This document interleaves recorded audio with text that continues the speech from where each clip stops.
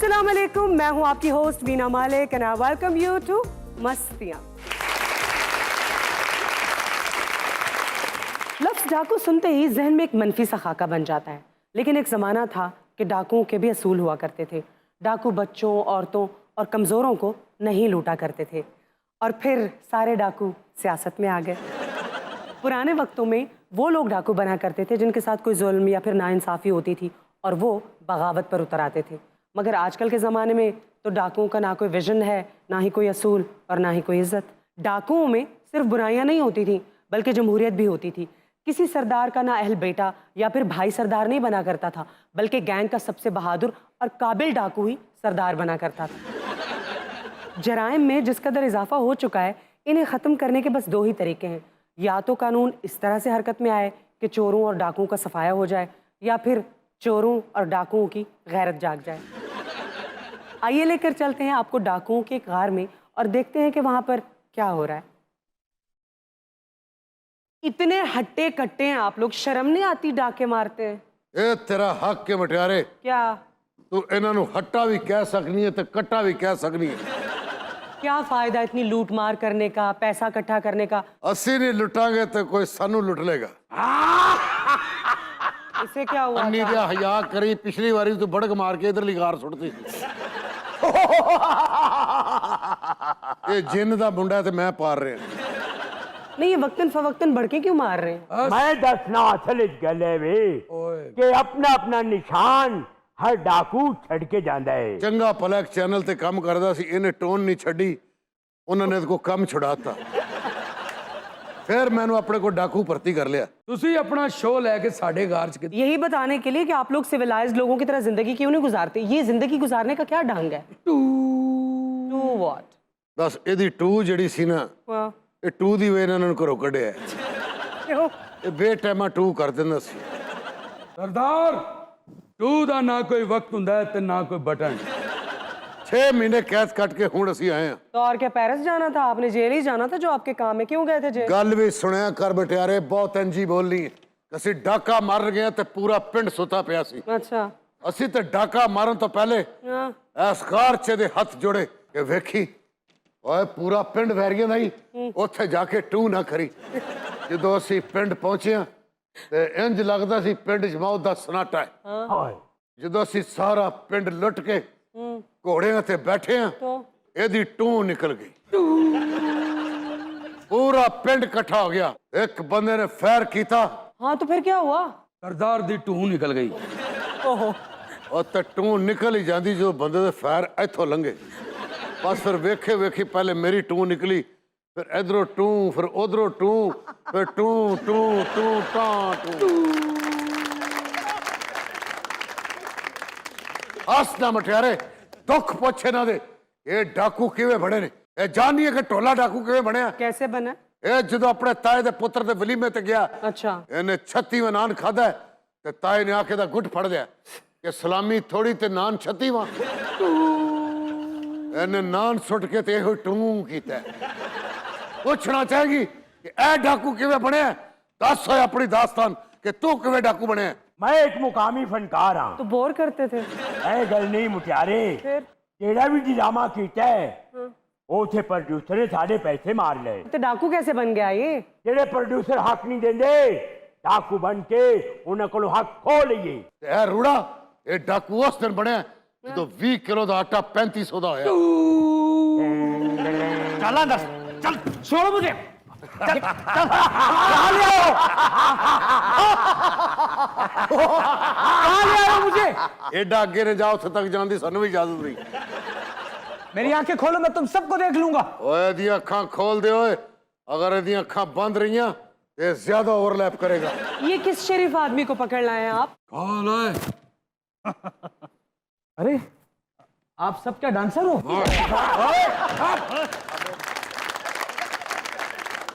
ऐसी डाकू आ।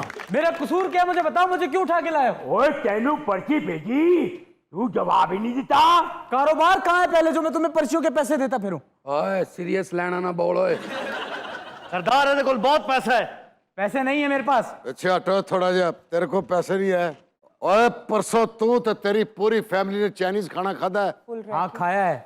ਅਸੀਂ ਬਾਹਰੋਂ ਸ਼ੀਸ਼ੇ ਦੇ ਵੇਖ ਵੇਖ ਕੇ ਸਾਡੇ ਮੂੰਹ 'ਚ ਪਾਣੀ ਆ ਰਿਹਾ ਸੀ। जो भी कर लो, लेकिन मेरे पास पैसे नहीं है। ਓਏ ਅਸੀਂ ਡਾਕੂ ਹਾਂ, ਕੋਈ ਪਾਗਲ ਤੇਰੀ। ਓਏ ਓਏ ਜਦੋਂ ਤੁਹਾਡੇ ਫੈਮਿਲੀ 'ਚ ਸ਼ਾਦੀ ਸੀ, ਓਏ ਖੁਸਰਿਆ ਤੇ ਤੁਸੀਂ 500 ਦੇ ਨੋਟ ਸੁੱਟੇ। ਓਏ ਅਸੀਂ ਖੁਸਰਿਆ ਤੇ ਬੁਰੇ ਡਾਕੂ ਹਾਂ। वो नाच रहे थे, हमारे घर की खुशी थी। मैं जितने लुटाऊं तुम्हें क्या? अगर तेनू उस तो अच्छा डांस मैं अपनी गार च विखा दे ते सुटेगा।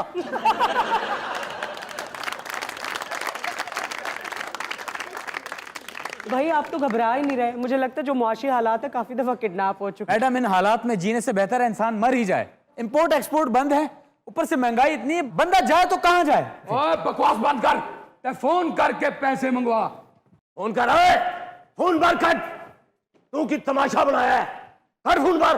ये कितना जगह ते चल चल अपनी जगह। सरदार जी ਇਹਦਾ ਹੱਥ ਬਹੁਤ ਖੁੱਲਾ ਹੈ, ਇਹ ਕੰਮ ਨਹੀਂ ਠੀਕ ਮੈਂ ਤੁਹਾਨੂੰ ਦੱਸ ਚੱਲ पैसे मंगवाए। कितना पैसा मांगेंगे आप? 2 करोड़ मंगो, 2 करोड़ कपड़ियां का कारोबार करता है।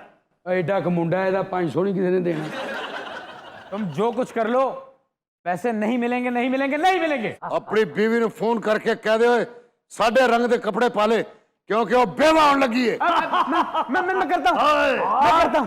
हेलो, हाँ, भाभी ने पूछ पप्पू ने परसों स्कूल लेट को छड़िया सी। आप खुद बात कर लो सरदार। बड़ी जासूसी की हुई है। हाय सलाम अलैकुम भाभी। भाभी मैं डाकू बोल रहे हैं, क्या हालत हुई? ठीक है, थोड़ा खावा साढ़े को। नहीं नहीं कुछ नहीं, नहीं नहीं इंशाल्लाह ताला कोई खराश तक नहीं आएगी। बस 50 लाख पहुंचा दियो, नहीं तो खावा तो ना डिलीवरी वाला होने दे जाता। फरजाना, फरजाना अशरफ को बोलो 50 लाख लिया है। और रोक के क्या फरजाना आ रहे हैं, पैसे आ रहे हैं। बंद करांगे सरदार। चल आ, चल ਜਦੋਂ ਤੱਕ तेरे पैसे नहीं आएंगे मुझे अंधेरे में ना रखना। तेनों कैच बंद करांगे। आप लोगों को जरा तरस नहीं आता? पैसे के लिए लोगों को अगवा कर लेते हैं। नहीं अरसन क्यों आवे मठियारे? ओए 2 किस्तां दी विग दियां लेट हो गई ते मुंडे मोटरसाइकिल ते आए ने। किस्तां वाले दी विग ला के ले गए ने। उन्हां नूं तरस आया ते हुण साडू भी तरस नहीं आएगा। अगे ही है भाईजान, तुसी पीछे हो, सी अगे ही है। चलो चलो के लगो, ये लगो। एक मैं आ पत्थरा उत्तों मेरी अख नशीली। ਤੁਹਾਡੀ ਭੈਣ ਰੋ ਰਹੀ ਹੈ कि डाकुआं दी कोई मां भैन नहीं हुंदी। इन्हां उधर नुकर च लिया के ला। चलो सरदार दे अगे पेश हो। सरदार सरदार ਉਹ ਮੈਂ ਨਹੀਂ ਆ ਸਰਦਾਰ ਹੈ। ਮੈਨੂੰ ਮੇਨ ਬੰਦਾ ਦੱਸੋ ਕੌਣ ਤੁਹਾਡਾ? ਓਏ ਇੱਕੋ ਗੱਲ ਦਾ ਜਵਾਬ ਦੇ ਓਏ। ਜੀ ਤੈਨੂੰ ਵਿਆਹ ਦੀ ਇੰਨੀ ਕਾਲੀ ਸੀ ਸਾਲਿਆ ਖਜ਼ਾਬ ਵੀ ਨਹੀਂ ਲਵਾਇਆ।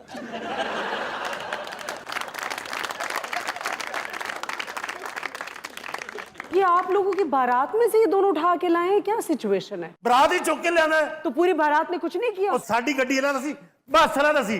ਹੁਣ ਕੀ ਗੱਡੀ ਮੈਂ ਬੱਸ ਦੇ ਵਿੱਚ ਰੱਖ ਕੇ ਲੈ ਆਉਂਦਾ? ਜਿੱਦੀ ਤਰ੍ਹਾਂ ਦੱਸਣਾ ਤੁਹਾਨੂੰ ਰੇਸਾਂ ਚੜੀਆਂ ਸੀ। अच्छा, ਦੇਖੋ ਜਿਹੜਾ 2-250 ਰੁਪਏ ਲੈਣਾ ਸਾਨੂੰ ਛੱਡ ਦਿਓ। ਤੇਰੇ ਸਦਕੇ ਜਮਾਈ ਤੇਰੀ ਜੁੱਤੀ ਤਲੇ ਪਾਏ ਨੇ। ਤੁਹਾਡੇ ਜਿੰਨੇ ਡੱਬ ਨੇ ਇਹਨਾਂ ਦਾ ਮੂੰਹ ਇਸ ਤੋਂ ਜ਼ਿਆਦਾ ਵਾਲਾ ਹੈ ਨਹੀਂ। ਓ ਜੋੜਾ ਸ਼ਗਨਾਂ ਦਾ ਤੇ ਮੈਂ ਤੈਨੂੰ ਖੜਾ ਨਹੀਂ ਕਰਨਾ ਚਾਹੁੰਦਾ। ਬਹਿ ਜਾ ਥੱਲੇ। रो ना फोन करके ना पैसे मंगाओ। ਜੰਜ ਨਾਲ ਕੌਣ ਕੌਣ ਗਿਆ ਸੀ ਓਏ? पापा भी मामा भी। ਤੇਰਾ ਪਾਪਾ ਵੀ ਜਿਉਂਦਾ ਜੇ? ओए तेरे मुंह च पापा कितना बुरा लगा है। ਓਏ ਬੜਾ ਤੇਰਾ ਪਾਪੇ ਵਰਗਾ ਮੂੰਹ ਹੈ। अच्छा मेरे गोली मार दो, फिक्की गल मेरे कोई भी लगे। ਆਪਣੇ ਪਾਪਾ ਨੂੰ ਫੋਨ ਕਰ। मेरी बात सुने। एक तो उनकी नई नवेली शादी हुई है, गरीब हैं, छोड़ दे इन पे रहम ਮਹੀਨਾ करें। ਜੂਨ ਦਾ 38000 ਰੁਪਏ ਬਿਜਲੀ ਦਾ ਬਿੱਲ ਆਇਆ। ਮੇਰੇ ਪਿਓ ਨੇ ਕਿੱਥੋਂ ਭਰਨਾ ਹੈ? इस गार का और क्या हाँ जी अब्बा जी सलाम अलैकुम। आ गया, गल हो गई। हाँ जी पहुंच गया हैं। हाँ जी डाकुओं दे कोल। थोड़ी नो रो रही, और कोई डाकुओं दी भैन नहीं रो रही। एक मिनट 1 2 3 4 5 5 अब्बू जी 3500 रुपये भेज दो।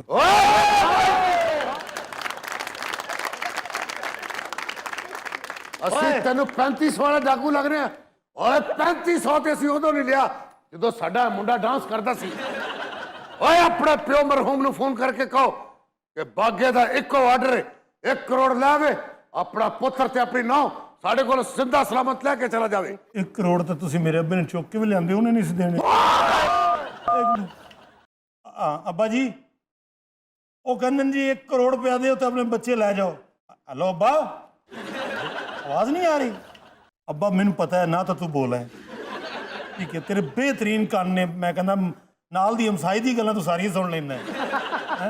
ते तेरे करोड़ रुपया आपको मांग रहे ने बागड़ बिल्ला पलवान और बागा डाकू बागा डाकू हाँ जी हाँ जी की मतलब अब्बा जी गोली मारन लगे ने वो हाँ जी दो नलायक जे डाकू मेरे उत्ते खलोते ने अच्छा जी अच्छा ठीक thank you Abu thank you very good आ रहे अभी पैसे आ रहे मैं कहता हूँ की कहंदा तेरे मां दे सिर दा ताज वो कहते जी पैसे नहीं गोली मार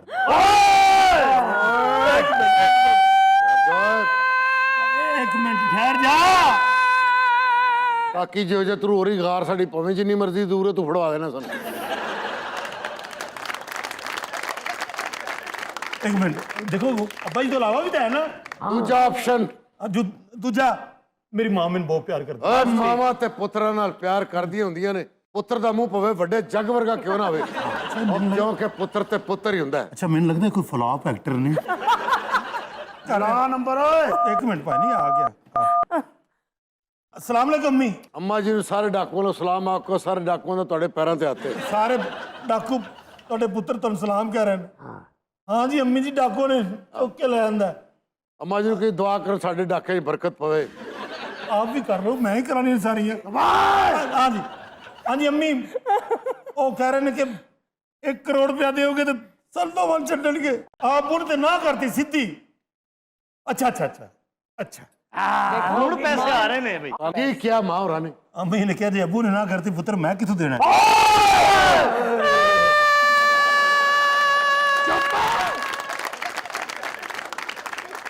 ਆ ਨੇ ਜਵਾਬ ਦਿੱਤਾ ਹੈ, ਪਿਓ ਨੇ ਜਵਾਬ ਦਿੱਤਾ ਹੈ। ਹੁਣ ਜਿਹਨੂੰ ਤੂੰ ਫੋਨ ਕਰੇਗਾ ਉਹ ਤੈਨੂੰ ਕਦੀ ਜਵਾਬ ਨਹੀਂ ਦੇਗਾ वो कौन है ਓਏ ਆਪਣੇ ਸਾਰਿਆਂ ਨੂੰ ਫੋਨ ਕਰ ਓਏ हाँ तेरे अबू ਨੂੰ ਕਰਦੇ ਆ ਓਏ ਧੀ ਦਾ ਘਰ ਵਸਾਉਣ ਲਈ ਕਰੋੜ ਇੱਥੇ ਆ ਹੀ ਆਇਆ अस्सलाम वालेकुम अब्बा जी अबू जी मुबारक हो सन डाकुओं ने फड़ लिया ਸਾਡੇ ਵੱਲੋਂ ਕਹੋ ਤੁਹਾਨੂੰ ਮੁਬਾਰਕ ਹੋਵੇ ਅੱਲਾ ਨੇ ਤੁਹਾਡੇ ਸਿਰ ਤੋਂ ਧੀ ਦਾ ਭਾਰ ਲਾਤਾ ਹੈ इन्हें जो एक अदा सख्त है बाकी तो सटाड़ी लगते ने हाँ जी पैसे मांग रहे ने जनाब इन्हें कोल घट सोहरे ने ਓਏ ਕਰੋੜ ਰੁਪਇਆ ਕਿਆ ਤੇ ਬਾਗੇ ਦੀ ਇੱਕੋ ਹੀ ਜ਼ਬਾਨ ਹੁੰਦੀ ਹੈ ये मेरे ख्याल अब्बा जी ने करोड़ सुन लिया बंद कर गए ਸਰਦਾਰ ਕੀ ਹੁਕਮ ਹੈ ਸਹੁਰਾ ਮੁਕਰ ਗਿਆ ਸੱਸ ਤੇ ਨਾ ਮੁਕਰੀ ਸੱਸ ਨੂੰ ਫੋਨ ਕਰ ਓਏ ਉਹਨੂੰ ਆਪਣੇ ਧੀ ਦੇ ਸੁੱਖ ਬੜੇ ਚੰਗੇ ਲੱਗਦੇ ਨੇ सलाम की अम्मी जी ते अपना सानू डाकू ने चुक लिया 1 करोड़ रुपए चाहिए अच्छा जी रब ने तुहानू अम्मी जी बहुत देना है ਹੁਣ ਉਹਦੀ ਧੀ ਨੂੰ ਕੋਈ ਦੁੱਖ ਨਾ ਦੇਵੀਂ ਓਏ ਜਿਹੜੀ ਮਾਂ ਆਪਣੀ ਧੀ ਦੇ ਸਿਰ ਤੋਂ ਵਾਰ ਕੇ ਕਰੋੜ ਰੁਪਈਆ ਦੇ ਰਹੀ ਹੈ तेन पता तेरी मां ने की किया ਹੋਰ ਕੀ ਉਹਨਾਂ ਨੇ ਪੈਸੇ ਭੇਜਣ ਦੀ ਤਿਆਰੀ ਸ਼ੁਰੂ ਕਰ ਲਿੱਤੀ ਹੋਣੀ ਆ नहीं वो कहती मैनू तो तेरे सोहरे में शादी वाले ने बने बकाया पैसे दे ले बस ਓਏ ਬੜਾ ਮਜ਼ਾਕ ਹੋ ਗਿਆ ਬਾਗਾ ਆਪਣੀ ਆਈ ਤੇ ਆ ਗਈ ਓਏ ਜੇ ਕਰੋੜ ਰੁਪਇਆ ਨਾ ਮਿਲਿਆ ਤੇ ਤੇਰੀ ਲਾਸ਼ ਮੇਰੇ ਪੈਰਾਂ 'ਚ ਤੜਫ ਰਹੀ ਹੋਏਗੀ ਨਹੀਂ ਨਹੀਂ ਬਾਗਾ ਜੀ ਇਹ ਲੋ ਇਹ ਸਾਰੇ ਜ਼ੇਵਰ ਰੱਖ ਲਓ ਤੁਸੀਂ ਕੋਈ ਗੱਲ ਨਹੀਂ तू ते ये बड़े शौक ना मनवाए ਨਹੀਂ ਕੋਈ ਗੱਲ ਨਹੀਂ ਤੁਹਾਡੇ ਤੋਂ ਪਹਿਲਾਂ ਕੁਝ ਨਹੀਂ ਫੜੋ ਇਹ ਲੋ hello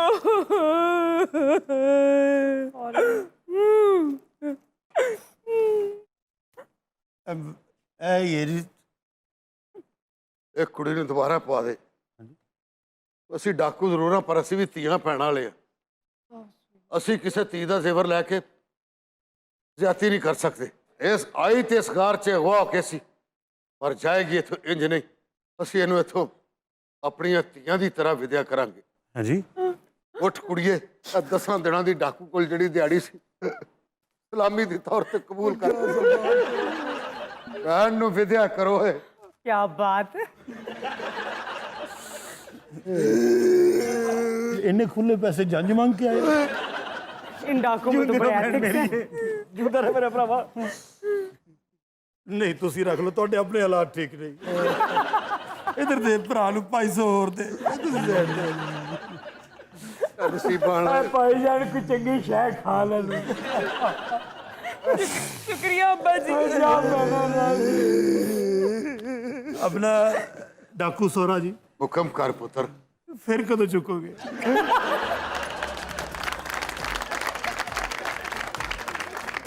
Let's take a short break in Mastiya. See you in a while. Welcome back to Mastiyan once again. और अब बढ़ते हैं आज की खबर की जानिब। जी बढ़ रहे हैं, खबर क्या है?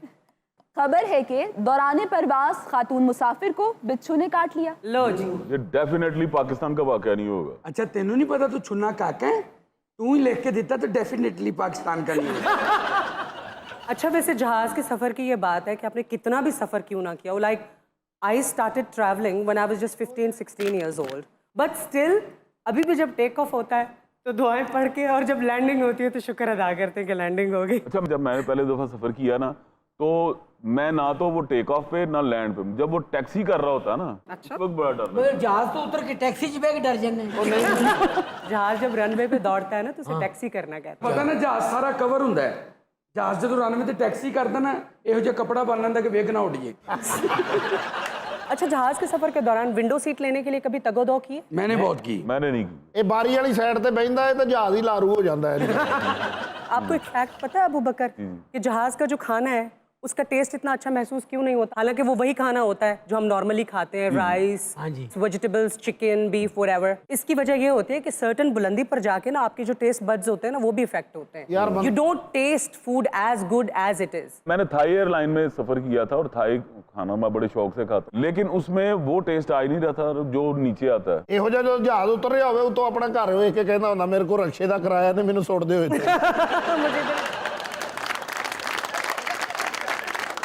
इस बिच्छू ने जिसने काटा तो खातून जो है वो सरवाइव कर गई है। खातून तो सरवाइव कर गई है, मगर ये बड़ी क्रिटिकल सिचुएशन है। जहाज़ों में सफाई को बड़ा माइन्यूटली देखा जाता है क्योंकि इट्स वेरी इंपॉर्टेंट कि जहाज में कोई भी ऐसी चीज़ ना हो जो कि नुकसानदेह हो। But this is I think एक बहुत ही अपने काइंड की एक अलग खबर है। नहीं, मैं ये समझता हूँ कि उन्होंने जब डिटेलिंग की ना तो फ्यूमिगेशन नहीं की।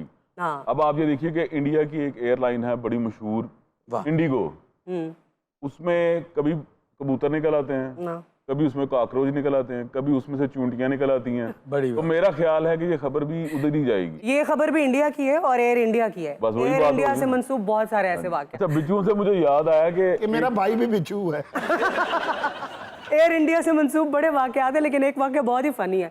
एयर इंडिया अपने 50 मुसाफिरों को छोड़ के फ्लाइट चल दी थी। Yes। ਕੱਲਾ ਹੀ ਉੱਡ ਗਿਆ। और इससे भी अजीब वाक़या पेरिस से न्यूयॉर्क जाने वाली फ्लाइट पे हुआ कि जब फूड सर्व किया गया तो जितने भी फूड के कंटेनर्स खोले गए ना उन सब में कॉकरोचेस थे। तो फिर क्रू ने टैप डांसिंग करके सब कॉकरोचेस को मारा। इमेजिन। नमस्कार, मैं हूं नमस्ते। डॉक्टर रवीश कुमार। मैंने ही इस महिला का इलाज किया है, इसे बिच्छू ने काटा था। महिला नाम क्या है आपका? सुष्मिता। और बाकी जो कंपनी में लोग हैं आप सब कौन है? ये मुसाफिर है, यही लेके आया है, ये पायलट है। ओके। और वो खातून? जब मेरी इस महिला पे नजर पड़ी तो मैंने देखा कि ये यूं कर रही थी, ये यूं कर रही थी, और मैंने फटक से आवाज दी बहन अग्नि शांता को, और इन्होंने आके इनको देखा है, इन्होंने बताया कि इनको किसी चीज ने डस है। नो, इनको देख के भी मैंने ये तो फर्स्ट एड आपने दी फिर इनको? मैंने दी जी, मैं ना होता तो आज ये यहाँ पे ना होती। ये इंडियन जहाज में हमारा पाकिस्तानी क्या कर रहा था? मैं ही कहने लगा सी कि इन्हां दा क्लिनिक ला लवे लीजिए।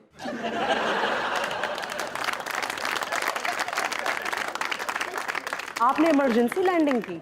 जी हाँ, मुझे इमरजेंसी लैंडिंग करनी पड़ी क्योंकि जब मैंने पूरे जहाज पे शोर सुना, ये महिला बहुत ऊंचा ऊंचा गा रही थी या पता नहीं रो रही थी। बचाओ बचाओ। ये जब रोती भी है तो ये गाती है। बचाओ बचाओ। पता नहीं ये अग्नि शांता से बचना चाह रही थी या किससे। लेकिन फिर मुझे इन्होंने बताया कि जहाज पे बिच्छू आ गया। हाय, मैं तो डर गया। शाहरुख के फैन हो ना? कौन शाहरुख? ये मेरे ख्याल से बॉलीवुड एयरलाइन है। इंडियन एयरलाइन में जितनी फिल्में होती हैं इसका नाम बॉलीवुड एयरलाइन ही होनी चाहिए। वैसे पायलट, मेरा आपसे एक सवाल है कि आपके जहाज में कोई चेक एंड बैलेंस नहीं है, इतने जहरीले बिच्छू निकल आते हैं। एक मिनट, अपनी लाइन एडजस्ट करवाने के चक्कर में मेरी नौकरी दांव पे मत लगवाओ। मेरा काम है सिर्फ जहाज उड़ाना, सफाई करना तो सिर्फ अग्नि शांता का काम। और ਤੁਹਾਨੂੰ ਪਤਾ ਇਹਨਾਂ ਦੇ ਜਹਾਜ਼ ਨੂੰ ਵੈਪਰ ਕਿਹੜਾ ਲੱਗਾ ਹੈ? ਜਿਹੜਾ ਰਕਸ਼ੇ ਨੂੰ ਨਹੀਂ ਲੱਗਾ ਹੁੰਦਾ।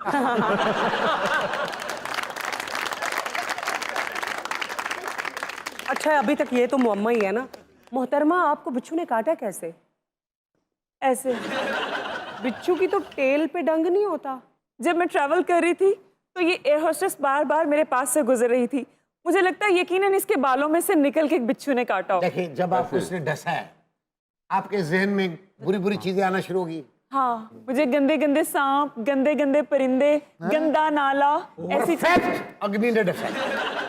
मैं तो ऑल इंडिया की तमाम जहाज़ों में सर्विस कर चुकी हूँ, आज तक ऐसा बुरा इल्जाम मेरे पे नहीं लगा। अच्छा मुझे ये बताइए कि ये जो जहाज में ये खाना शाना आपको सर्व करते हैं, पैसे तो नहीं लेती हैं आपसे? नहीं, जो को बख्शीश दे दे तो ले भी लेते। बख्शिश। रंग काला हो रहा ना। हाँ। अब आप पे बहन अग्नि का रंग आ रहा है। पिछले साल दिसंबर में एक कार्गो जहाज था एयर इंडिया एक्सप्रेस, तो वो जब दुबई पे उसने लैंड किया तो उसमें से सांप भी निकला था।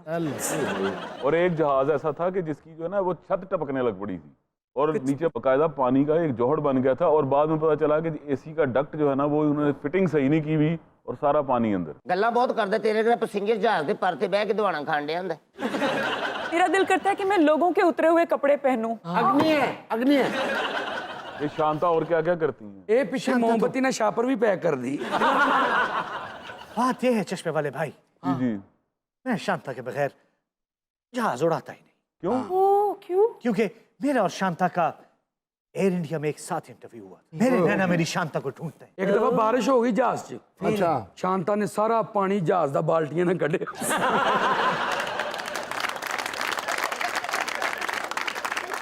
शांता, आपको नॉर्मली इतनी हरासमेंट का सामना करना पड़ता है? बड़ी मुद्दत से कर रही हूँ, लेकिन मैं अब ये परेशानियों से, ये सारे टॉर्चर से तंग आके मैं ये जॉब छोड़ने लगी हूँ। बस मैं शांता इस एयरलाइन में नहीं देना। नहीं मदन चोपड़ा, नहीं, तुम्हें नौकरी नहीं छोड़ सकती। उन्हें आवाजा कट के सच्चा ना हो पायलटा। अरे ये बंदे का बाद चो पता लगता है पायलट बैंड च लगा है। शांता तुम शांता क्यों उसको रिजेक्ट कर रही हैं? आप इतना हैंडसम तो है। छोड़ के नहीं छोड़। छोड़ो, मुझे हाथ नहीं लगाओ, छोड़ो। शांत तो रोशी मानता निकले हैं।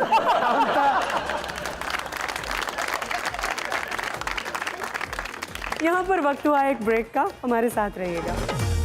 Welcome back to मस्तियाँ। 1969 में गौरव ने चांद पर कदम रख दिया और हमने आज तक महबूब के चेहरे को ही चांद का स्टेटस दे रखा है।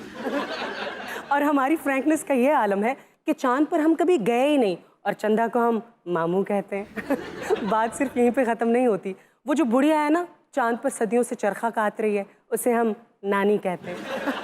वैसे नील आर्मस्ट्रॉन्ग ने जब चांद पर पहली दफ़ा कदम रखा होगा तो क्या देखा होगा? क्या वो जो चरखा काटने वाली बूढ़ी नानी है उससे उसकी बातचीत हुई होगी? आइए सब कुछ जानते हैं नील आर्मस्ट्रॉन्ग और चरखा काटने वाली नानी अम्मा से।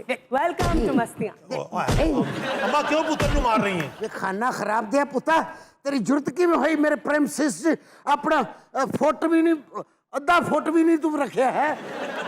क्यों रखे तू है? अम्मा जी ये ਤੁਹਾਡਾ बेटा हैगा? मेरा बेटा किथों हो जाना सी? अम्मा तेरा ब्याह नहीं हुआ? I am bachelor. कहाँ भाग रहे हो? बैठ जाओ। Hello control room. यहाँ चांद पर मैं आ गया हूँ, लेकिन यहाँ सारे पाकिस्तानी ही पहले से। Control room. ये मतलब oh my God. 5 star hotel ना पीछे हो जा बंदा रोटियां लान दे। एक मिनट। कंट्रोल रूम, चांद पर बहुत बड़ा मुंह है जो चांद से भी बड़ा है।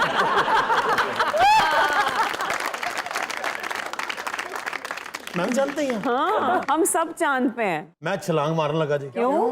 अगर ये भी जानते हैं ना, मैं नहीं मानता। नील आर्मस्ट्रॉन्ग, मुझे एक बात बताइए कि अमेरिका ने रूस की हर चीज में नकल जरूरी करनी होती है? रशिया ने लाइका को भेजा चांद पे तो अमेरिका ने आपको भेज दिया। लाइका तो मेरे ने गिज गई, फिर मैंने हल्का हल्का इतने दूध पान ला पी, फिर मेरे को चरखे दे सौन ला पई।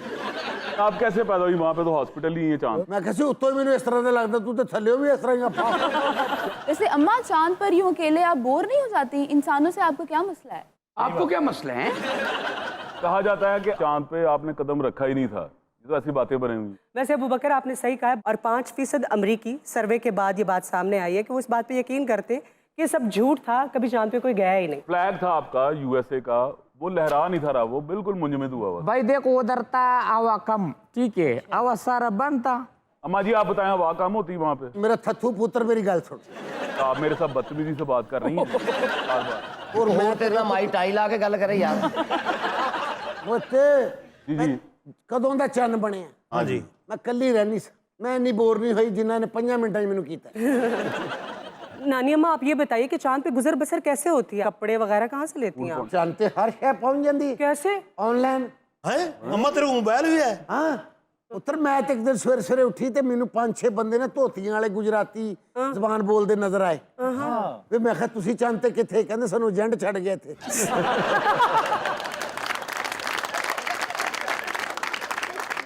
ਮੈਨੂੰ ਉੱਥੇ ਵੀ ਡੰਕੀ ਲੱਗਦੀ ਹੈ। ਪਤਾ ਨਹੀਂ ਇੱਥੋਂ ਤੁਸੀਂ ਥੱਲੇ ਬੰਦੇ ਚਾੜੀ ਜਾਣ ਦੇ ਉੱਤੇ। अम्मा जी तुसी बुआ बंद रखो इस तरह हैं चांद का बुआ ਨਾਲੇ ਮਾਂ ਦੀ ਚੰਨ 'ਚ ਰਹੀਦਾ, ਚੰਦ ਦੀ ਪਿਛਲੀ ਗਲੀ 'ਚ ਨਹੀਂ ਫਿਰੀਦਾ। ਸਭ ਤੋਂ ਪਹਿਲੇ ਚੰਦ ਤੇ ਇਹ ਆਇਆ ਸੀ। ਮਿਰਜ਼ਾ ਸਾਹਿਬ ਇਹਨੂੰ ਫਿਰ ਮੈਂ ਧੱਕਾ ਦੇ ਕੇ ਫੌਰੀ ਥੱਲੇ ਸੁੱਟਿਆ। ਉਹ ਲੋਕੀ ਨਹੀਂ ਥੱਲੇ ਵੇਖ ਕੇ ਕਹਿੰਦੇ ਉਹ ਚੰਦ 'ਚ ਦਾਗ ਵੇਖਿਆ। ਉਹ ਇਹਦੇ 3 ਮਿੰਟ ਰੁਕਣਾ ਪਿਆ ਸੀ।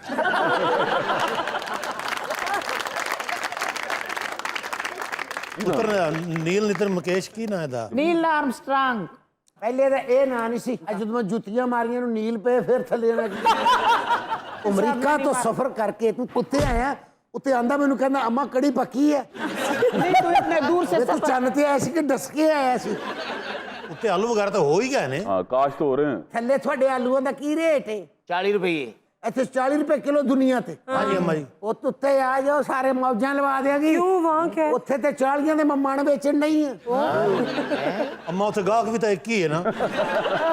ਇੱਥੇ ਪੈਟਰੋਲ ਦਾ ਕੀ ਰੇਟ ਤੁਹਾਡੇ ਚੱਲਣ ਡਿਆ? तकरीबन 300। ਸਮਾਨ ਬੰਨੋ ਮੇਰੇ ਨਾਲ ਸਾਰੇ ਚਲੋ ਤੁਰੋ ਜੀ। ਉੱਤੇ ਮੈਂ ਤਾਂ ਦੇਣ ਦੀ 5 ਰੁਪਏ ਲੀਟਰ। ਇਹ ਬੱਚਾ ਤੇਰੇ ਪੈਟਰੋਲ ਪੰਪ ਤੇ ਲੱਗਾ ਉੱਤੇ। ਤੁਹਾਡੇ ਤੇ ਇੱਥੇ ਚੱਲਦੇ ਨੇ ਥੱਲੇ ਦੁਨੀਆ ਤੇ ਹਾਈ ਆਕਟਨ। ਉੱਤੇ ਮੈਂ ਕੱਢਿਆ ਮਾਈ ਆਕਟਨ। माया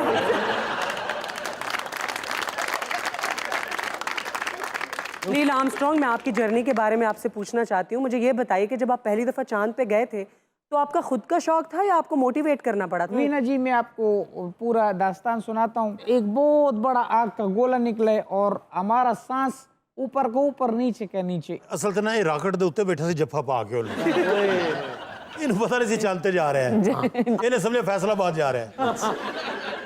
ऐसी बात नहीं है। नील आर्मस्ट्रांग जो है बड़े हिस्टोरिकल कैरेक्टर हैं और बहुत ही टैलेंटेड थे। 16 साल की उम्र में इन्होंने लाइसेंस लिया था जहाज उड़ाने का, लेकिन उससे पहले ही ये जहाज उड़ाना जानते थे। ਏਡਾ ਕਿਤੇ ਹੈਗਾ ਜਹਾਜ਼ ਇੰਜ ਉਡਾਉਂਦਾ ਸੀ। ਨਹੀਂ ਬੇਟੇ ਇਹਦਾ ਰਿਮੋਟ ਕੰਟਰੋਲ ਹੁੰਦਾ ਹੈ। ਅੱਛਾ ਜੀ। ਹਾਂ ਥੱਲੇ ਉਡਾਉਂਦਾ ਸੀ ਐਂ ਕਰਕੇ।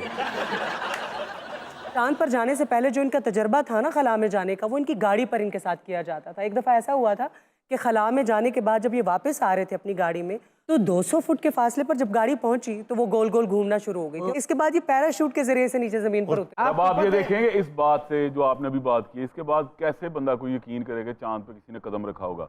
1957 में स्पुतनिक मिशन लॉन्च किया था इन्होंने, रशियंस ने। तो वो भी कहते हैं जिस लाइका की ये बात कर रहे हैं वो भी चांद से थोड़ी दूरी पे सफोकेशन से मारी गई। ਅੱਛਾ ਜੀ ਇਹ ਦੱਸੋ ਕਿ ਇਹ ਸਫ਼ਰ ਕਿੰਨੇ ਘੰਟੇ ਦਾ ਸੀ ਉੱਤੇ? ये तकरीबन 14 घंटे 45 मिनट। ਇਹ ਆਪਣਾ ਚੰਦ ਜਿਹੜਾ ਹੈ ਕੈਨੇਡਾ ਤੋਂ ਨੇੜੇ। मैं इस चीज को नहीं मानता कि इस बंदे ने चांद पे कदम रखा। नहीं मेरा लकड़ी का टांग है। नहीं मानता नहीं मानता। क्यों नहीं मानते यार? अक्ल जो है ना वो तस्लीम करने से कासिर है कि आप वहां पर गए हैं और ना तो पीछे सितारे हैं ना कुछ और है, सिर्फ आप खड़े हैं और अमेरिका का झंडा। असल में ये जो मफरूज़े हैं ना कि इंसान कभी चांद पर गया ही नहीं, इसके पीछे एक पर्सनैलिटी है। बिल केसिंग सहाफ़ी भी था और नासा में उसने काम भी किया था। 1976 में इन मफरूज़ों को सबसे ज़्यादा हवा मिली जब बिल केसिंग ने ये किताब शाया की थी कि हम चांद पर कभी गए ही नहीं। तो आम तासुर ये है कि क्योंकि उस वक्त सोवियत यूनियन टेक्नोलॉजी में अमेरिका से कहीं आगे था और अमेरिका को ये डर था कि कहीं वो पहल ना कर दे चांद पर जाने की, लिहाजा अमेरिका ने ये ड्रामा घड़ा कि हम चांद पर पहुंच गए हैं। सो बहुत सारे लोगों का अभी तक ये ख्याल है कि शायद चांद पर कभी अमेरिका गया है। और इसके पीछे मैं ये समझता हूँ कि ये शुरू किया था जॉन एफ कैनेडी ने।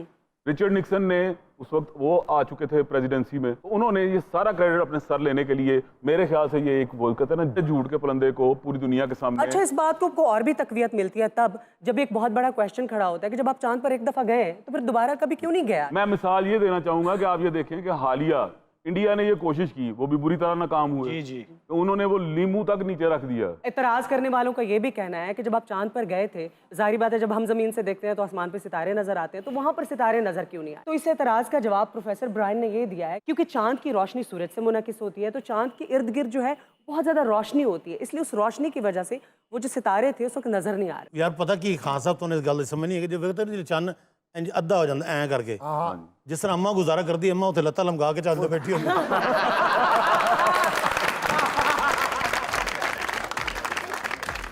यहाँ पर वक्त हुआ एक ब्रेक का, हमारे साथ रहिएगा। Welcome back to Mastiyan. तो फिर गाना सुने?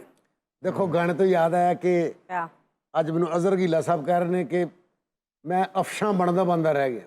अच्छा बनदा बनदा मैंने वो गाना सुना ना गुड्डी वांगू आज मेरे जिंदगी तमाशा बनी ਤੁਸੀਂ ਫਿਰ ਕਹੋ ਤਮਾਸ਼ਾ ਬਣਦੇ ਬੰਦੇ ਰਹਿ ਗਏ तमाशा तो ये अब भी है क्या कह रही हो तुम हो ना अरे जब पूरा गाना गा ਰਿਹਾ ਹੁੰਦਾ ਹੈ ਜੋ ਕੁਝ ਸੋਚਿਆ ਸੀ ਵਿਗ ਵਿੱਚ ਰਹਿ ਗਿਆ अच्छा अगर